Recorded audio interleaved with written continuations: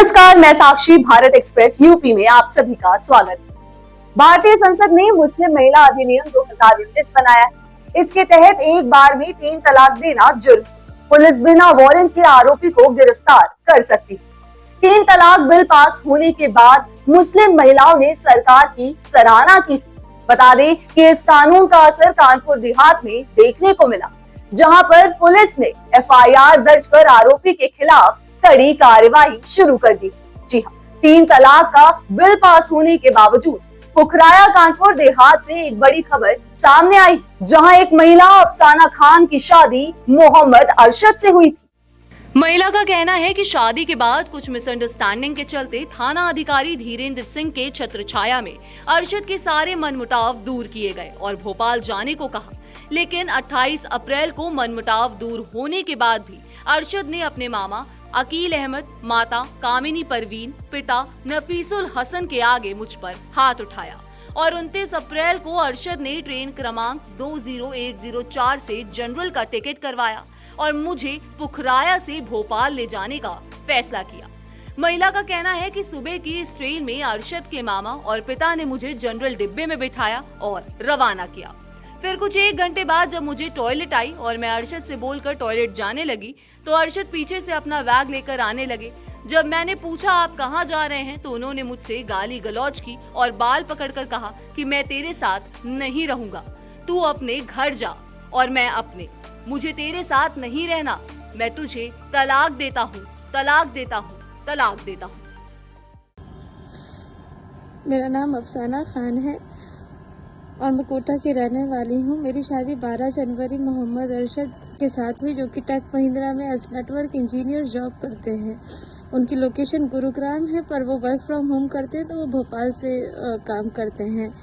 शादी के बाद अरशद और मेरी ज़िंदगी शुरू हुई और 18 तारीख जब हम सारा सामान लेने के लिए गए घर का, तो अरशद ने वहाँ पे जाके मेरा कार्ड स्वाइप किया और उसको लिखा कि तुम्हें इसका पैसा तुम्हें ही भरना पड़ेगा, मैं नहीं भरूंगा। ये सब सारी चीज़ें जब मैंने देखने लगी और मैंने अपनी सास से इस चीज़ के लिए बात किया तो उन्होंने कहा, लड़की अपने घर से कुछ तो सामान लेकर के आती है, तुम तो खाली हाथ आ गई। फ़कीर भी अपनी बेटी को कुछ न कुछ तो देता ही है, तुम्हें तो कुछ भी नहीं दिया गया। मुझे ये समझ में नहीं आ रहा कि लड़कियों को इस तरीके से क्यों प्रताड़ित किया जाता है, क्यों इस तरीके से परेशान किया जाता है, मुझे ये समझ नहीं आया। मैंने उनसे बोला भी इस चीज़ के लिए कि अम्मी आप इस तरीके से क्यों बात करें, कोई डिमांड थी तो आपको मुझे बताना चाहिए था। सारी सिचुएशन जब घर में प्रॉब्लम होने लगी उसके बाद मेरे भाई भाभी आए और वो मुझे कोटा लेकर के चले गए। वहाँ पे जाने के बाद फिर मैंने सोचा कि हाँ भाई, ये लोग कोई बात ही नहीं कर रहा, कुछ ही नहीं कर रहा, कोई कुछ डिस्कशन ही नहीं कर रहा है।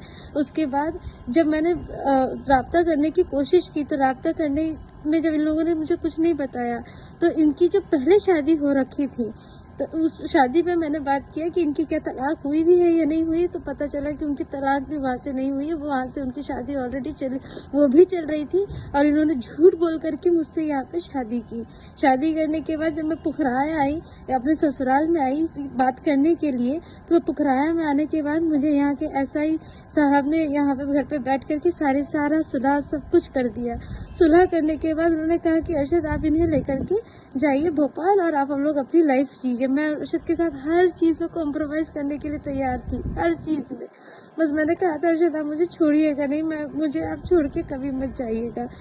मैं हर चीज़ में कॉम्प्रोमाइज़ करने के लिए तैयार थी। अरशद और हम लोग कल सुबह ट्रेन में बैठे पुखराया से भोपाल के लिए। अरशद ने जनरल का टिकट लिया, जनरल कोटा का, वो हम लोग उसमें बैठे, हम लोग गए। मुझे 1-1.5 घंटे के बाद टॉयलेट आई हम पहुंचे ही थे। मुझे टॉयलेट आई, मैंने कहा अरशद आप ज़रा सामान देख लीजिएगा, और मैं टॉयलेट करने के लिए गई तो वो पीछे अपना सामान, अपना बैग उठा करके लेते हुए आ गए और बैग लेकर। तो मैंने पीछे मुड़ के देखा, अरशद आप कहाँ जा रहे हो? तो कहने लगे कि तुम कहाँ जा रही हो? मैंने बोला मैं तो टॉयलेट करने जा रही हूँ, बताया ना आपको कि मैं तुझे नहीं रखूँगा, मुझे तुझे नहीं रखना, ना मैं तुझे साथ रहूँगा, ना मैं तुझे अपने पास रखूँगा, और तू मेरी ज़िंदगी से चली जा, तो अपने घर जा, मैं अपने घर जा रहा हूँ। और मेरा बाल पकड़ के उन्होंने नोचा और बोला कि मैं तेरे साथ नहीं रहूँगा, मैं तुझे तलाक देता हूँ, तलाक देता हूँ, तलाक देता हूँ। मैंने कहा अरशद अभी ये सब बात मत करो, ये सब बात करने का ये अभी कोई टाइम नहीं है, अभी हम ट्रेन में हैं, अभी हम भोपाल चलते बैठ के बात कर लेते हैं, ऑलरेडी सारी लिखा पढ़ी करके हम आए हुए हैं, तो अभी ये बात करने का कोई तरीका नहीं है इस तरीके से। मैं टॉयलेट कर आती हूँ, फिर अपन बात करते हैं। मैं बाथरूम गई, बाथरूम से बाहर निकली, अरशद गायब हो गया अपना बैग लेकर के। मैंने पूरा ट्रेन ढूंढा, सब कुछ ढूंढा। मैंने आरपीएफ को कॉल किया, आरपीएफ ने मुझे मेडिकल ट्रीटमेंट दिया। आरपीएफ ने मुझे झांसी में उतारा, झांसी में अरशद को ढूंढा, अरशद कहीं नहीं मिले। फिर उसके बाद आरपीएफ ने मुझे झांसी से बिठाया पुखराया के लिए, और फिर मैं पुखराया पहुंची। मैं गुहार करती हूँ यूपी से, मैं गुहार करती हूँ योगी आदित्यनाथ जी, मैं आपसे गुहार करती हूँ कि लड़कियों की जिंदगी क्या इतनी आसान है। कोई भी आए, कोई भी इस्तेमाल करे, कोई भी छोड़ के चला जाए, कोई भी तलाक देते, ये किस तरीके की जिंदगी है। मैं आपसे रिक्वेस्ट करती हूँ कि आप इनको कड़ी से कड़ी सजा दें जो लड़कियों की जिंदगी खराब करते हैं। इसने पहले भी एक लड़की की जिंदगी खराब की, उसने फिर मेरी जिंदगी भी खराब कर रहा है, और इसमें सारा इनके घर वाले इसमें पूरा का पूरा साथ दे रहे हैं इस चीज़ के लिए। मैं आपसे रिक्वेस्ट करती हूँ कि आप प्लीज़ आप इस सब चीज़ों को देखिए।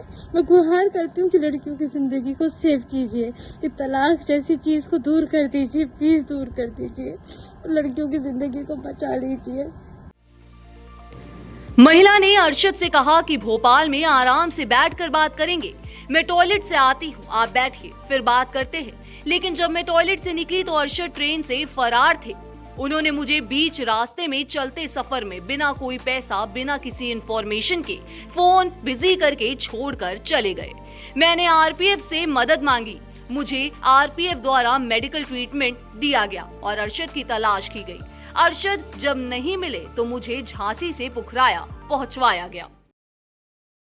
आप सभी को अवगत कराना है कि एक महिला जो कि मूल रूप से राजस्थान की रहने वाली है तथा जिसका विवाह मोहम्मद अरशद पुत्र नफीसुल हसन निवासी कस्बा पुखराया थाना भोगनीपुर जनपद कानपुर देहात के साथ हुआ था, ने थाना भोगनीपुर पर उपस्थित आकर के एक लिखित प्रार्थना पत्र प्रस्तुत किया, जिसमें उसके द्वारा अपने पति व ससुराल पक्ष के लोगों द्वारा दहेज हेतु प्रताड़ित किए जाने व अपने पति मोहम्मद अरशद द्वारा 3 तलाक दिए जाने संबंधी कतिपय आरोप अंकित किए गए थे। उक्त प्राप्त तहरीर पर थाना भोगनीपुर पर मुकदमा अपराध संख्या 138/24 पंजीकृत किया गया है। अभियोग उपरोक्त विवेचनाधीन है, जिसके संबंध में पुलिस अधीक्षक महोदय द्वारा संबंधित अभियोग का शीघ्रातिशीघ्र विधिक आधारों पर निस्तारण किए जाने हेतु संबंधित विवेचक को निर्देशित किया गया है। अन्य सभी वैधानिक कार्यवाहियां प्रचलित हैं। महिला का कहना है कि शादी कराने और छुड़ाने में अरशद और उनके घर वाले साजिश करते हैं, लड़कियों को फंसाते हैं और उन्हें छोड़ते हैं। पहले तलाक दिलवाकर अरशद और उसके घर वालों ने हमसे झूठ बोलकर शादी की कि पहला तलाक इसलिए हुआ क्योंकि वो लड़की बच्चलन बदमाश थी। झूठ बोलकर मुझसे शादी करना, दहेज के लिए और पैसे मांगना और मुझे भी बच्चलन बदतमीज कहकर तलाक दिलवाना, ये उनके परिवार की साजिश है। महिला का आरोप है कि ये लोग अलग अलग स्टेट की लड़कियों को फंसाते हैं, पैसा लेते हैं और फिर तलाक देते हैं। आपको बता दें कि महिला ने यूपी पुलिस से इंसाफ की गुहार लगाई है और अब पुलिस मोहम्मद अरशद की तलाश में जुटी हुई है।